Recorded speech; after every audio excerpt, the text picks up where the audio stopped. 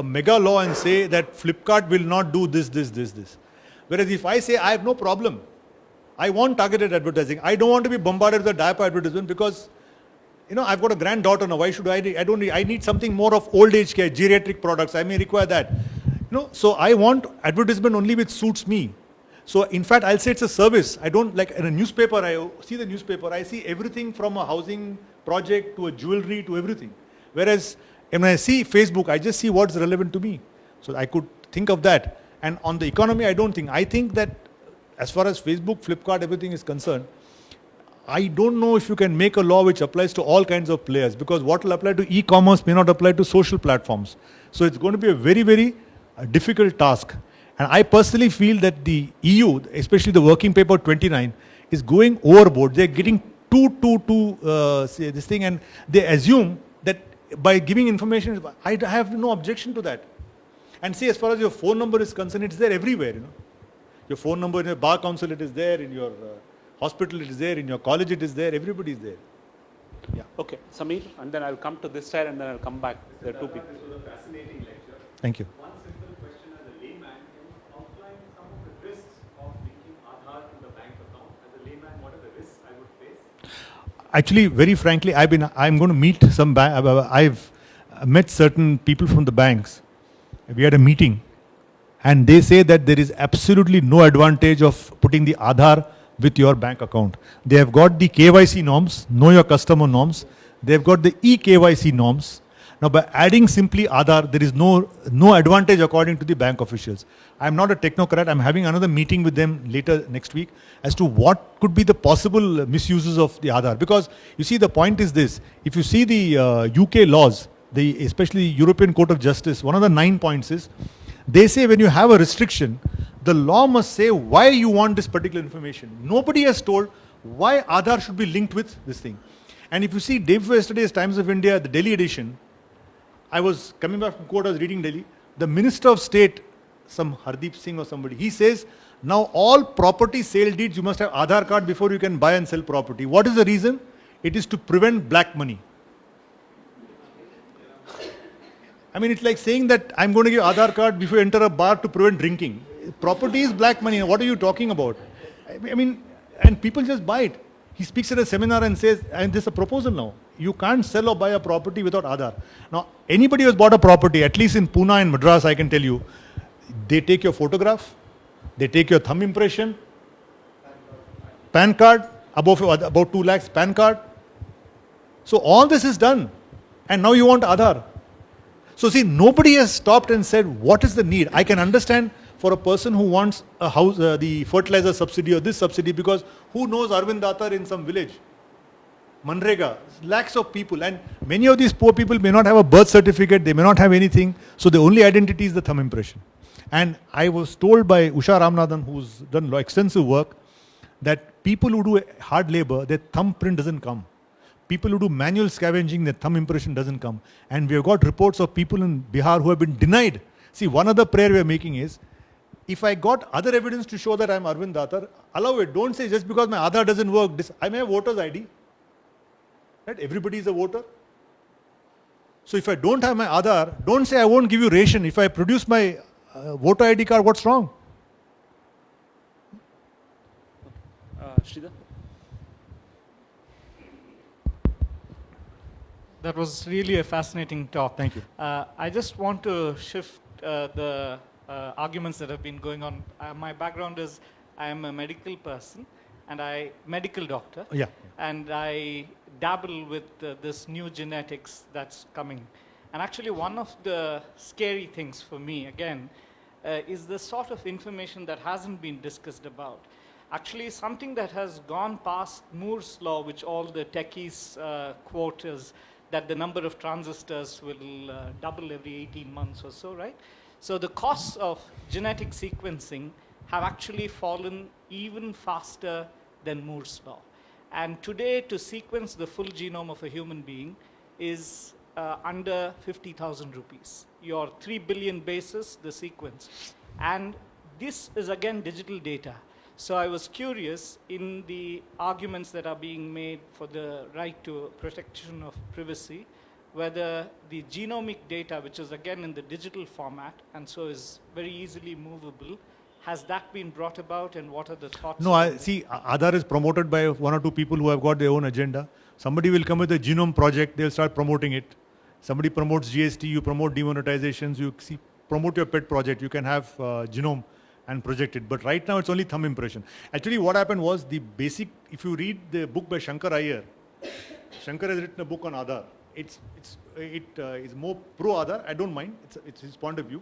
But he says the whole purpose of Aadhaar was to identify, there was a lot of leakage. Rajiv Gandhi's famous thing of only 19 paise reaches the person, 81 paise gets leaked. So how do you say that a fertilizer subsidy, a cash subsidy reaches Mr. Subramaniam or Mr. John at the village level? That was how the whole thing started according to Shankar Iyer. Yeah. Okay. And that Ram Sevak Sharma was now in try. He was one of the first persons who started this for I don't know, I don't targeted know. delivery. I don't know. And talking of genome, you can know your entire background. I'll tell you a small story. I don't know if you remember the book called Roots. So sometime back, Alex Haley wrote a book called Roots. And there was a huge project in US where you pay $1,000 and you find your roots. And the joke was you pay $1,000 to find your roots and then pay $5,000 to hush it. Sir, sir, there are still some questions. Are you okay? I'm okay. Okay. So My flight's in the first morning. you, then I think you had you okay. 1, 2, then the gentleman at the last, and then after that, Lakshmi. Okay, I think you need to switch I it think on the mic's because it's not not on already. Thank you. So talking about sensitive data and privacy in digital era, even before the privacy judgment came about, couple of high courts, including the Karnataka High Court, has recognized right to be forgotten. Right to be forgotten. Yes. So do you think this privacy judgment will pave more way to right to be forgotten? And if yes, where should the line of difference be drawn between right to be forgotten and right to know? Right to be forgotten And right to know. Where should the line of difference be drawn? I don't think there's a line, any meeting point between that. One is the right to be forgotten. I think it's a facet of the right to be left alone. Like in the sense, what do you mean? I mean, you should not be on the digital space. Your name should be deleted if you want to. If there are any criminal records in my name, so the basic argument is that I would want to move on in my life once I've served my imprisonment. That's one argument when it comes to right to be forgotten. But when it comes to right to know, if I'm an employer, I would want to know the records of my employee. But if this right to be forgotten is enforced, and if search engines like Google remove the information, how me being an employer would know the information about my employee? I don't know how they're going to solve it. But suppose, for example, let's say I'm a criminal and I've served my sentence and 20 years have passed. Why should my record? I could say, okay, we can have perhaps a law saying beyond 20 years, don't maintain it. So I don't have to have that hangover of being criminal for the rest of my life. So it could be a balance. But at the moment, from what I see, either Sri Krishna committee, there is right to be forgotten is not at all on the horizon Agenda. or on the radar of anybody. It's more on the right to privacy. You see, the point is this, what they are doing is collection of data, storage of data, and usage of data. That is they are the three basic buckets where they are focusing on. How do you collect the data? How do you store it? And once you store it, on what basis can you part with it? Whom do you part with? So do you say that Sorry. right No, to for be example, Sorry. in the EU directive, Yeah. there was a collecting agent and they said that they could retain mass data and give it to anybody and everybody who wanted. They said that you can't do. There has to be overpowering state interest to allow your data to be thing. But on right to be forgotten, frankly, I've also not read much about it because that's not part of the argument so far. But I'll see what I can do. Yes. That I heard recently that nowadays they are asking for Aadhaar card even for cremation, and they delayed. Cremation of Yes. of the dead person, yes, or yes, are you serious? yes. Huh? I don't know. There are the This is, I should put it in my petition. I'm talking of cremation, I used to keep joking, service tax. Somebody said, service tax is from life to death, you have to pay service tax. I said, no. When you are born, there is no service tax because hospitals are exempt. And when you die, you're not, because crematoriums are exempt. So after birth and before death, everything is covered by service tax. So this is an exception. But it's very shocking that you have a dead, so what, you won't cremate him?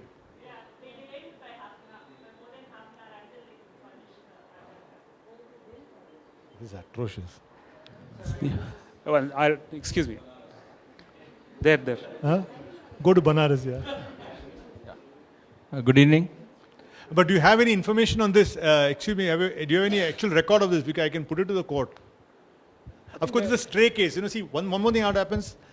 In court also, a stray case will not decide the law. These are all very, very rare cases, Unless there is a circular or a rule that even the dead person has to be given Aadhaar. Yes, sir. Good evening, Mr. Datar. I'm Arvind Jadhav. I've got two observations. Hello, sir. How are you? Hi, how are you? First one is on this right to privacy you're talking about. Basically, it's about trust. Trust. Trust, huh? The government just does not have trust. And therefore, it is coming out vague notions of trying to link Aadhaar to everything about yours, from your shoelaces to your hair. So, Aadhaar. No, I mean, with your background, what could be the policy decisions behind linking everything? I mean, what is the reason? Is it just some kind of snowball effect? Ministry of Company Affairs does it, therefore banking must do it, therefore, I don't know. No, definitely it's a snowball effect, but it's actually leading from mistrust. If you have trust, then these things will not come out, because, as you yourself mentioned, or some of our audience has mentioned about the fact that when the KYC is there, KYC is there, and eKYC is there, where's the question of an Aadhaar again being put into this one? Just now I've received one mail that I have to link all my mutual fund portfolios also to Aadhaar before December 30th. And then if not, then I'll lose my money. This is so unfair. Mr. K.K. Venugopal gave an assurance that they will instruct all the banks not to send this message and postpone it to 31st March. In fact, I'm going to take it up next week in the Supreme Court. No, this is not even a bank. Every day. No. What this we is said Karvi was, consultants who are sending me this one, that I should link all my mutual fund, portfolios to Aadhaar card. Does it mean that every private act of any individual in the country has to be linked to an Aadhaar card? Is that what we are looking at? Yes. I don't think we are looking at that. and see what will happen is by the time the case is heard, if you already linked your Aadhaar card, it's a fait accompli. See, what's the point? Yeah. It's too late later. Unless the court directs deletion of all this. No, but... No, and in fact, I'm meeting some bank people. I want to know, I was asking Mr. Kishore also. See, the point is, I can understand like what Lord Coke said, what is the mischief? What is the problem? If this is a problem, is linking Aadhaar a solution? Then I can understand. For example, for the Manrega, how do I know it is Mr. Jadhav who in the village, thumb impression, there is no confusion, so no problem. But what has it got to do with the 12th standard hall ticket or your MTech thesis? No connection at all. So what is the purpose? Nobody's answering. No. See, when we were asked to implement the Aadhaar card about last year on the seeding purposes, the instructions which were given clear to us was that in case if any citizen is using government benefit, that's all, period. Beyond that, it was not to be given. Exactly. And we were linking up to that. But now I see that by putting a money in a chit fund is also asking an Aadhaar card. No, even if you want to become a director of a company, you have to give your Aadhaar number. Yeah, no. I mean, I'm a PAN card holder. And if you see PAN card also, once my PAN card is there, see, one more thing what you can say is, again I say, give it decisional autonomy. If Mr. X wants to link his Aadhaar, let him link it.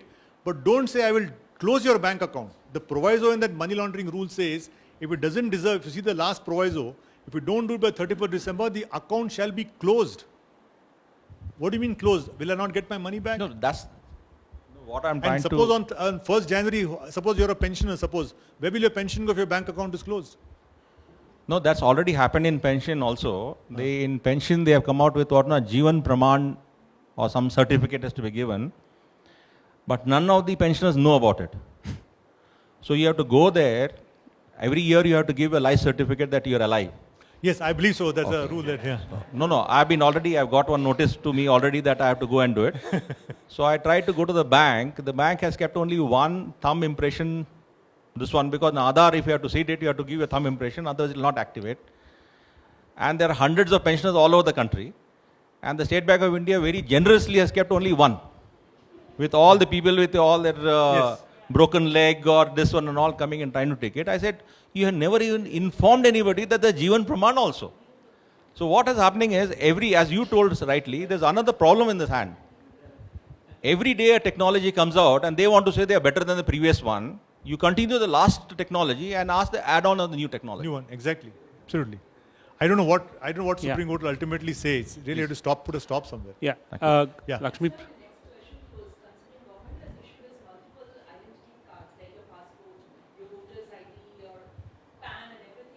Is there a proposal that they're going to unify and have a single, because now that you're linking Aadhaar to everything and it's supposed to contain your biometrics and your other details.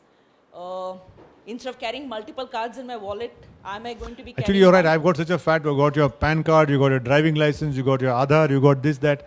I don't know if they're going to use Aadhaar for, I mean, like a SSN number, social security number. I don't mind if they have one card and it applies for everything. Then I don't have to, for my pension or my income tax or for my. Is this moving towards a No, I don't think so. Each has got his own silos. Each one is on his own purpose. There is no proposal. PAN card will continue. They may want to have some kind of a necklace kind of situation where Aadhaar is the link with all. It's linked to PAN, linked to your bank, linked to your mutual fund, linked to everything. I don't know how they're going to make it up. Okay. Yeah. Can you take the mic, please? For example, in railway protection force RPF, missing children, they are getting so many children last week also, and this is helping them to trace their parents. Okay. They cross-checking is. Recently also, like 500 children they found. Out of 500, 95% of them they managed to trace their parents. Okay. No, it's a good thing. I'm not saying no. What I'm saying is make it voluntary. My only difficulty is missing children. Yes, so all this is definitely plus points. In fact, for Election Commission, now they have made, see how the press misreports. Election Commission, I told them you can't make it compulsory. So they said you can have your thumb thing. The purpose of Election Commission is, suppose from Chennai I shift to Delhi or I shift to say Bangalore. Now I want to shift my voter ID to Bangalore. The suggestion was if I got my Aadhaar, if I got thumb impression, I don't need, I can simply come to the Election Commission office here, give my Aadhaar number, so my identity is revealed and my name will be removed from the voter list in Chennai and added to the voter list in Bangalore. That's the benefit of Aadhaar. I don't make it voluntary, but I may choose not to have Aadhaar and I may come and say, look, I may want to go through the detailed process. My only quarrel is, if your Section 3 of the Act says it is, you may apply, it's your choice, don't push it down the throat of everybody. Sir, I have 2 questions and then Yeah. we'll start. So one, by most of the judges in the privacy judgment, in Puttaswamy's judgment, they talk about, balancing the right to privacy and with state, other interests, public interests and all. Where do you see that going? I mean, in terms of balancing, because, this balancing is what causes, most cases to go to constitutional benches and the issue. So where do you see this going in the context of the privacy? This is a worldwide problem because you take the WP 29 directive in Europe, you take the data David Anderson's article, his report to Her Majesty's office. It's a huge problem. Where do you draw the balance? I mean, it's always difficult. He may say this is tilted towards the privacy, private space and less towards the state. Somebody may say there's too much of state intrusion. So ultimately they want to have some kind of thing and they have not succeeded so far. What is the basic thing? I think that, look, if you can store the data and once you can part with it, subject to some kind of security that, like in England, there's this called as the information commissioner. So Anthony May was the information commissioner. Now some David Kennedy is the information commissioner. Information can be parted subject to the rules framed by him. And he's the supervising authority who will supervise passing of information of the citizens which is collected in a central nodal place. But it is going to be a problem where to draw the line. And within Europe there is a conflict. Germany has got a higher rate, France has got a lesser threshold. So the second question is about, I think we've been talking about contract and consent. I think I was part of a seminar that Alok and I participated about 2 weeks ago. And Rahul Matan, who is also in the past had also drafted a privacy law, he made an interesting point. He said consent has become meaningless in the digital age, partly because of the reasons that Purnima mentioned that, you don't know, you may not give consent, but because of people who know you, they assume they can make choices about you on targeted advertising. And even if you give consent, because the enormity of dealing with multiple websites and multiple service providers, there's a huge, privacy policy, and consent basically has become meaningless. So is consent now? So if consent is the two parts of this question. So one, if consent is meaningless because other people you are interacting with have given their consent, and thereby decisions are being made or targeted advertising is being made to you. That is one part. Second one is Enhanced customer experience. enhanced customer. So that's just one example, but it could be used for something else. Like, for example, do you know that you are only interested in birthdays of XYZ rather than ABC, things like that. I think apparently those things are also easily.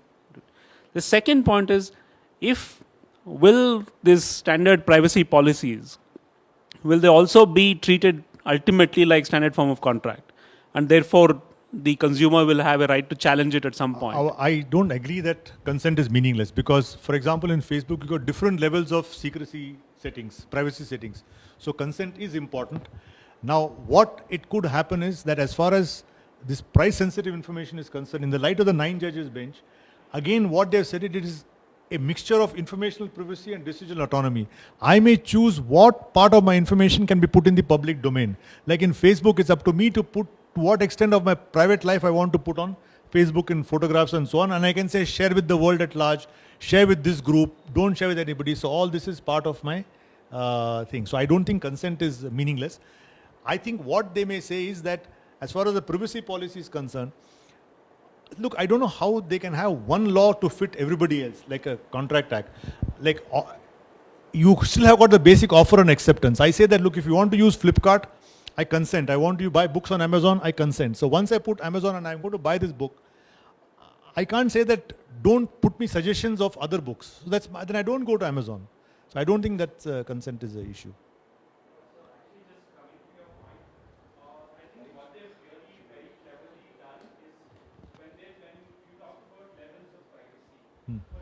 It's only between you and others, but not between you and Facebook and their partners. So they cleverly say share this photo with friends of friends, public, only I can see it. But I don't think that stops Facebook or their partners from seeing all of that. No, they're very clear on that. That's the privacy. It's not that Facebook will share with Instagram and so on. It depends on your privacy. You say don't share with anybody means don't share with anybody. That's all. Okay, we will have That's to. their policy. I do not know because I don't use Facebook. See, unfortunately, we'll have to end. So I'll end with this last question because he had his hand for a while. So my now. name is Rahul Kapoor, and I'm not a lawyer. The closest I get to is being a friend of a lawyer who is Navneet Chok. You're Aadhaar owner, customer? But it was a fascinating speech, and I wanted to just see if I could connect a few things. One is, of course, on Aadhaar. One quick observation is that at least one place where Congress does something and BJP follows with a lot of passion. But the question, sir, is about this movie, The Enemy of the State. Will Smith movie talks about this law which the government wants to promote on Surveillance Act to counter anti-terrorism. And there's this lawyer who wants to oppose it, saying that this will take away the privacy of people completely.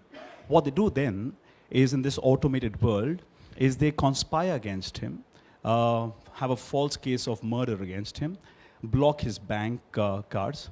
He can't enter his own house because it's automated. He can't make, they have false evidence. They take his video clips of some other time in the past of his girlfriend, present that as the current affair that he's going through with his girlfriend, and shows it to the wife. She files for a divorce.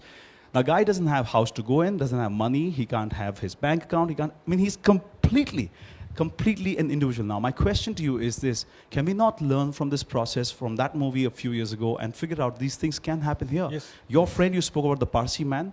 It was just one small incident, but imagine if digital medium continues. That's a major concern. Huge problem. In fact, after Eric Snowden's point, then they say no place to hide.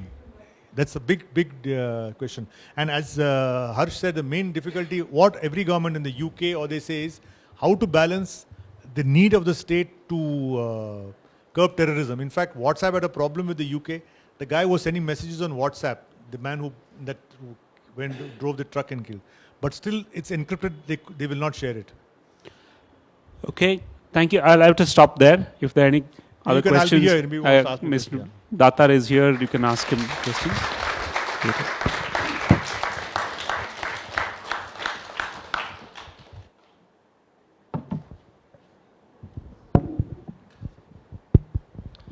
I won't take much time. Thank you, sir, for the brilliant speech. And I know we followed up a lot with you. I've personally bothered you at odd times to make sure you come here. And we're really happy that you could make it.